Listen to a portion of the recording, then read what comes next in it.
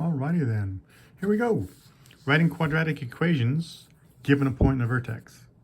So if you're given a vertex and you're given some point somewhere on that parabola, somewhere on that curve, you have to find the equation. So what's the quadratic equation? Well, if you're given the vertex, let's use vertex form. It's so much easier. So this is the equation that we use. If that's the vertex, that's your h, that's your k. If that's a point someplace on this parabola, that means that is your x value and that's your y value. So in this equation, we have a y, an a, an x, an h, and a k. Those are the different letters. The only thing we don't know here is a, so that's what we're going to have to figure out. But the vertex, minus 50, so h is 50. That's 35, k is 35, so put 35 there. Okay, so y value, the y value is 15, and the x value is 0. We can now solve that. 0 minus 50 is negative 50.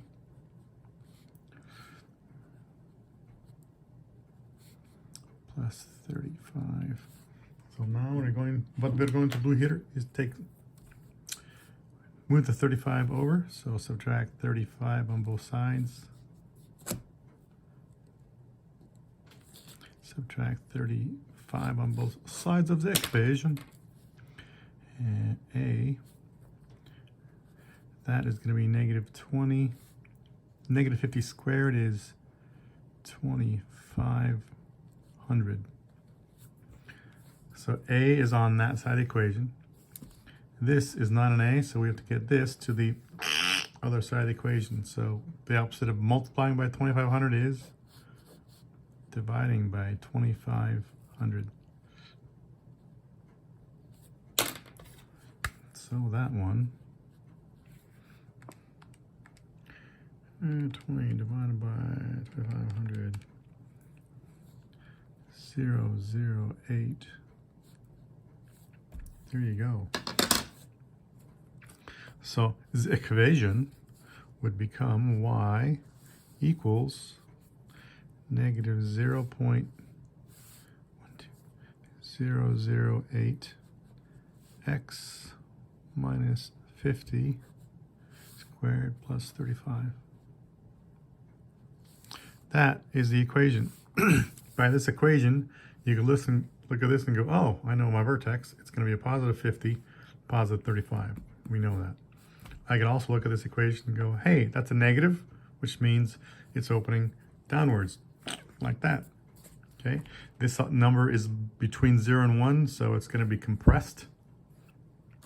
So instead of being really shallow like this, it's not being stretched, it's being compressed. It'll be really wide. Really wide. Okay, there's your answer. Here's another example. Here's a vertex, here's a point. If you're given a vertex, then let's use this equation.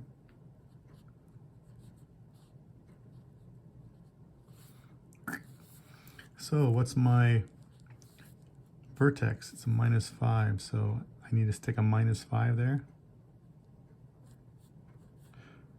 That's a positive 8. There's my x, there's my y. That's my x, that's my y, that's my h, that's my k. Y is 20. I don't know what a is yet. That's what we're going to have to figure out. X is going to be negative 7. And squared. So a negative 7 minus a negative 5. A negative times a negative 5 becomes a plus. That's going to be negative 7 plus 5, which is a negative 2. Okay, that becomes negative 2 squared is 4, so we have a times 4. Subtract 8 on both sides. 12 equals 8 times 4. 4, a times 4, the opposite of timesing by 4 is dividing by 4. So a is 3. So the equation is a has a value of 3.